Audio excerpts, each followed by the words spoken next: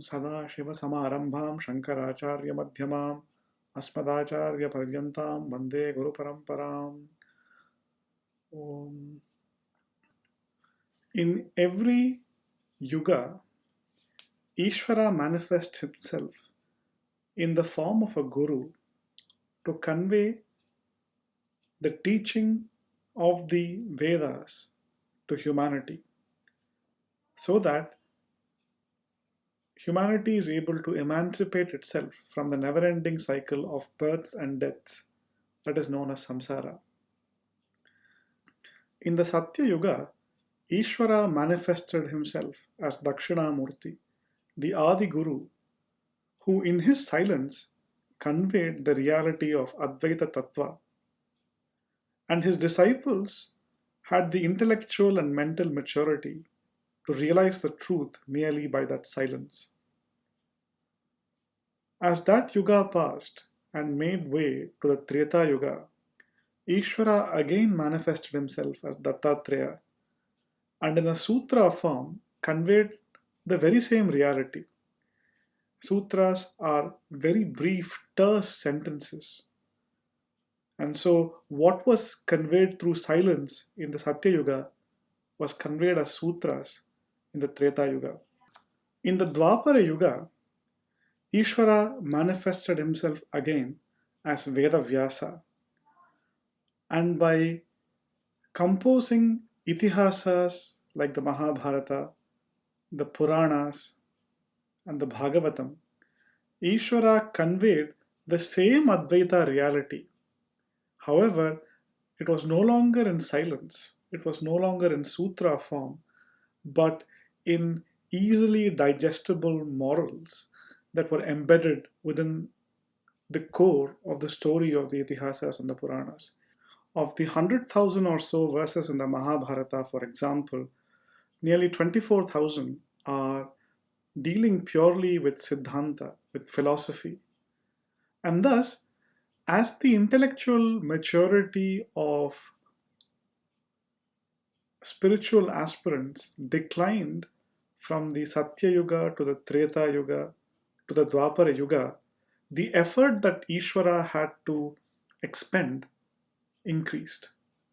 And consequently, when the situation changed for the worse again in Kali Yuga, Ishvara manifested once again in the form of Adishankara Bhagavatpada. The effort that he had to undergo to convey the reality of that Upanishad Tattva, the Shruti Shirobhaga, the crest of the Shrutis, was simply phenomenal. In the very limited time span of 32 years, Acharya Shankara Bhagavatpada achieved something which is beyond the scope of any mere mortal. As the Madhaviya Shankara Vijayam, which is the most popular and commonly accepted account of Adi Shankara's life, says, Ajnanantar Gahana Patitan Atma Vidyopadeshaihi Tratum Lokan Bhavadava Shikhatapa Papachamanan Muktva Maunam Vatavitapino Mulato Rishpatanti Shambho Murtih Charati Bhuvane Shankaracharya Rupa. What this verse is saying is that Lord Shiva himself is traveling in this world, in this age, as Shankaracharya. And Shankaracharya is none other than Dakshinamurti, who has renounced his banyan tree, renounced his silence, and is now traveling the world to teach the knowledge of the self, so that the world which is engulfed in the dark forests of ignorance and which is burning from the forest fires of worldly bondage is rescued. Thus, it is Ishvara who appears in every yuga for the upliftment of humanity and to show humanity the path to ultimate liberation through the knowledge of the self. So, Adi Shankaracharya was not the founder of Advaita by any means. He was an extraordinarily illustrious personality in a timeless, hoary tradition of Advaita Vedanta Sampradaya or tradition of Advaita Vedanta, which has as its basis the Upanishads themselves. Even in the Upanishads themselves, the teacher of the Kenopanishad doesn't say, "This is what I have discovered." He simply says, "Iti shushruma purvesham ye nastad vyata chakshire." Thus, what I am teaching you, my student, is what I have heard previously. Thus, the timeless Upanishads themselves do not profess to be the founders of Advaita Vedanta.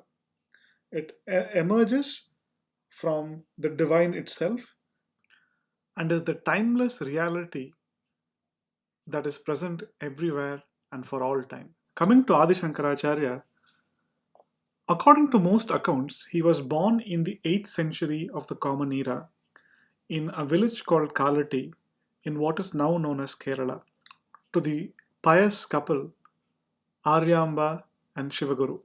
At the age of 5, he received the Upanayana Samskara and very quickly mastered the 4 Vedas. He felt the call for sannyasa or renunciation early on in his life, and at the age of 8 decided to take it up.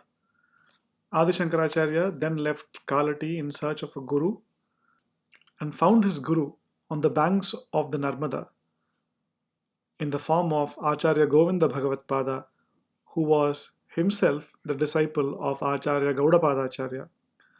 Gaudapada Acharya was the author of the famous Karikas to the Mandukya Upanishad, the Mandukya Karikas, which were essentially a highly profound commentary on the Mandukya Upanishad composed in the form of verses.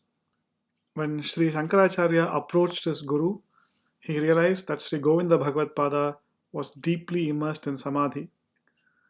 Acharya Govinda Bhagavatpada, despite being in Samadhi, realized that there was a great visitor in front of him, rose up from his Samadhi, and asked Shankaracharya the question, "Who are you?" And in response, Shankaracharya replied in 10 verses, which are now known as the Dashashloki. Each verse in the Dashashloki is highly pregnant with Advaitic meaning and ends with the common refrain, Tadeko Vashishta Shivah Kevaloham. The first verse, for example, goes, Na bhumir na toyam na tejo na vayuhu na khamnendriyam va na tesham samuhaha anekantikatvat sushuptyeka siddhaha tadeko vashishta shivah kevaloham. I am neither earth nor water nor fire nor air nor space, nor am I the senses or their aggregate. All these are indeterminate, uncertain, whereas I am the one entity that is proven through the experience of deep sleep. I am the one that remains after all of this has been negated. I am Shiva, the auspicious, the only one. That am I. On hearing these words, the Madhaviya Shankara Vijayam says, Govinda Bhagavatpada Acharya said, Shankara, sa Shankara eva sakshat. He is Shankara, Lord Shiva, verily, who was descended onto this earth in a human form. Having uttered these words, Acharya Govinda Bhagavatpada stretched his feet outside the cave where he was meditating, and Shankaracharya paid his respects and worshipped the Guru by performing Pada Puja to his feet. This incident is recollected to this day in the Shishya Svikara ceremony, the ceremony where the senior pontiff of the Sringeri Sharada Peetham, when he takes up his disciple, he essentially shows him his feet and the disciple worships that feet. And that is a reminder to the original incident that happened between Govinda Bhagavatpada and Sri Shankara Bhagavatpada. Acharya Govinda Bhagavatpada imparted to Shankara the various Mahavakyas and the knowledge of Brahman and instructed him to write bhashyas or commentaries on the Vedanta Sutras, the Brahma Sutras of Bhagavan Vedavyasa, which were the essence of Vedanta philosophy. And until Shankaracharya had come into the scene, there was a great confusion as to what the true import, the true meaning of those enigmatic sutras were. Acharya Govinda Bhagavatpada asked Acharya Shankara Bhagavatpada to go to Varanasi.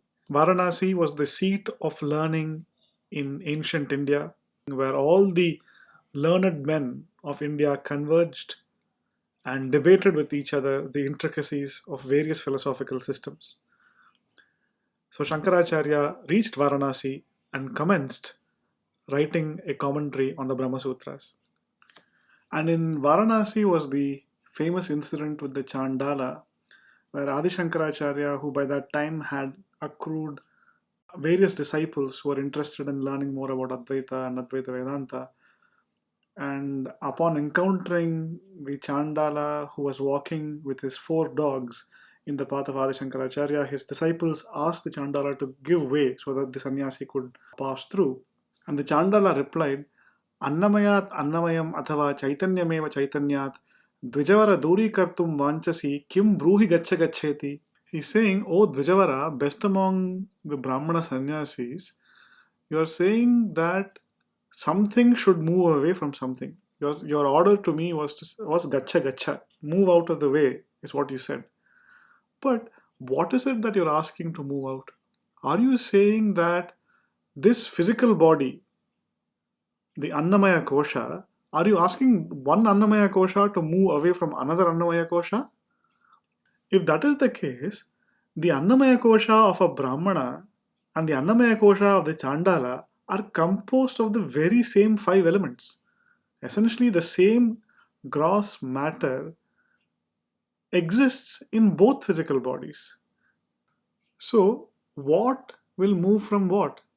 Essentially, it is the same 5 elements. Or alternatively, if you're talking about the consciousness, then the consciousness that is immanent in this body here is the same as the consciousness that is immanent in that body there. So, how can the one all pervading consciousness move? And where will it move? Now, when Shankaracharya heard this statement from the mouth of a Chandala, he was awestruck at the Atma Jnana, at the direct experiential Atma Jnana that was present in the Chandala. And on the spot, he composed a set of 5 verses, which are called the Manisha Panchakam. One such verse in the Manisha Panchakam is as follows: Brahmaivahamidam jagatta sakalam chinmatra vistaritam sarvam chaitad avidyaya trigunaya shesham maya kalpitam itham yasya dridamatihi sukhatare nitye pare nirmale chandalostu satu dvijostu guru rityesha manisha mama. Acharya is saying here, I am Brahman verily, and this world that appears in front of me is merely a manifestation within consciousness, which occurs due to ignorance, which is composed of the 3 primordial gunas, sattva, tamas, and rajas. The individual who has a firm conviction in this knowledge and abides in the pure eternal self, which is of the nature of ultimate bliss, be he a Brahmana or a Chandala, he is certainly my Guru. This is my firm conviction. Profoundly moved by this experience, Adishankara Bhagavatpada started his commentary on the Brahma Sutra. It is staggering to think that Acharya was only 12 years of age at that time. But when you look at the profound depths in the Brahma Sutra Bhashyam, one is convinced that what we have in front of us is Ishvara himself. That 12-year-old boy starts off one of the most brilliant introductory passages of any commentary ever written, called the Adhyasa Bhashyam. In that one seminal introductory piece, the Adhyasa Bhashyam, Shankaracharya diagnoses the cause of samsara and identifies avidya, ignorance, and adhyasa, superimposition based on that ignorance, as the fundamental root cause of samsara. It is because of ignorance that one imagines multiplicity where there is only unity. It is out of ignorance that one takes the body, the senses, the mind as oneself. It is out of ignorance that the world is divided into mine and not mine. It is out of ignorance of who one truly is that every single transactional activity that takes place happens. And therefore, it is ignorance and its consequence mistaken identity, which is the fundamental root cause of samsara. And if ignorance is the problem, the solution is knowledge or jnana. And to convey that knowledge or jnana and to remedy the evil as a consequence of that knowledge, the entire Upanishadic corpus begins. As Adishankara Acharya says in the conclusion to the Adhyasa Bhashya, Asyanartha hetof prahanaya atmaikatva vidya pratipattaye sarve vedanta arabhyante. With these concluding remarks, Adishankara Bhagavatpada commences his commentary on the 555 sutras that comprise Bhagavan Vedavyasa's Brahma Sutra, which were organized into four chapters: Samanvaya, consensus; Avirodha, non contradiction; Sadhana, means; and Phala, result. And through the Brahma Sutra Bhashyam, Adishankara Bhagavatpada establishes that the fundamental import of the Upanishads is that Brahman is the sole reality, the world is merely an appearance, and that Jiva and Brahman are fundamentally identical. Brahma Satyam, Jagan Mithya, Jivo Brahmaiva Naparaha. He then proceeded to write commentaries on the other two fundamental texts of the Vedanta canon, the Prasthana Trayam, the Upanishads, which is the Shruti Prasthanam, and the Bhagavad Gita or the Smriti Prasthanam. Apart from the commentaries to the Prasthana Trayam, Acharya Shankara Bhagavatpada also wrote several independent works or Prakarana Granthas, such as the Upadesha Sahasri, the Vivekachudamani, etc., which were aimed at those people who could not access the truly profound depths to be found in the Prasthanatraya Bhashyas. Thus, Acharya Shankara Bhagavatpada catered to all manner of seekers with varying intellectual and mental faculties. But it wasn't purely philosophy either. He did not merely stop with composing these bhashyas and the Prakarana Granthas. He traveled all four corners of the country to establish the supremacy of Advaita Vedanta and challenged various systems of philosophies in philosophical debates all around the country. Thus, he was able to establish Advaita Vedanta as the apex philosophical system once and for all. He did not stop merely with philosophical contemplation, writing the Prasthanatraya Bhashyas, the Prakarana Granthas, and establishing by logical reasoning and debates the supremacy of Advaita Vedanta. He went much beyond that, recognizing that to even enter the realm of philosophy, one needs to have a certain degree of mental maturity and purity. He composed various devotional works on multiple deities. The Saundarya Lahari, for example, was a hymn that was dedicated to the Jagannmata Parvati Devi. Similarly, he composed various devotional works on Mahavishnu, Shiva, Ganesha, Kartikeya, and he essentially covered the entire pantheon of Hindu religious beliefs as well.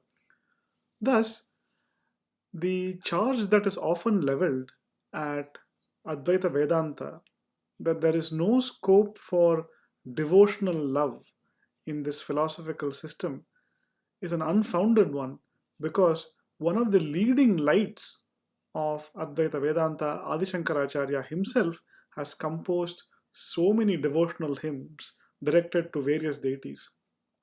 And the reason why he did that was recognizing that the path to Advaita is a long one, and it requires a great deal of mental maturity and spiritual progress. And to attain that spiritual progress and to cater to the different Upasya Devatas, the different personal favorite forms of Ishvara that different people may have, Shankaracharya composed a variety of devotional hymns directed at a variety of deities. He did not stop there. Recognizing that Sanatana Dharma and the Advaita system needs to be preserved even after his time, he established four Amnaya Pithas or monasteries in each of the four corners of the country. Sringeri in the south, Dwaraka in the west, Jyotirmat in the north, and Puri in the east. Thus, in one life of 32 years, Adishankara Bhagavatpada was able to achieve what thousands of people take thousands of lives to achieve. He was not only a philosopher, he was the foremost debater of his day. Not only was he a philosopher logician, he also composed several devotional hymns to cater to the devotional mindset of devotees not yet ready to enter Advaita Vedanta and philosophical inquiry. But he did not merely stop there. He also created an organizational system that would propagate Advaita Vedanta and Dharma, and which continues to do that 1200 years after he has left this earth. On this auspicious occasion of Adi Shankara Jayanti, we must pay our respects to this great avatara of Ishvara. Shri Gurubhyo Namaha. Harihi Om. Purnamadah Purnamidam Purnat Purnamudachyate Purnasya Purnamadaya Purnameva Vashishyate. Om Shanti Shanti Shanti.